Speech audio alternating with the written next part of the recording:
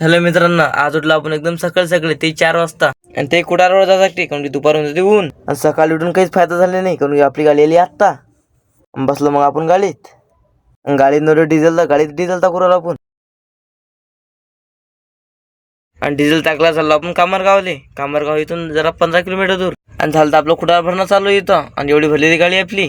आणि गाडीचे डाले फेकू राहिले ते जम्मू भाऊ, ते होते गाडीचे मालक असून डाले फेकू राहिले ते. अर्धी गाडी झाली ती आपली भरणं. आणि भरली आपली गाडी. मग गाडी भरून जात आपण मुर्जापूरले. जेवढं कुटार होतं ते पुरं बसून टाकला, तरी हाईट आपली कमी झाली जरा. निघालो मग आपण वावरातून. आणि फॅक्टरीत पोहोचल्यावर चालू आपल्या गाडीचा काटा झाला, आपण चालू गोडाऊन मध्ये खाली करासाठी. आणि हे करण्याचा गोडाऊन. आणि तिथे चालू होती आपली गाडी लावणं. आणि खाली गेल्यावर चाललो आपण घराच्या इकडे. आणि उतरलो आपण वावरातून गेलो तर घर जवळ पडते. आणि घरी यायला रांगोळी घेऊन केली.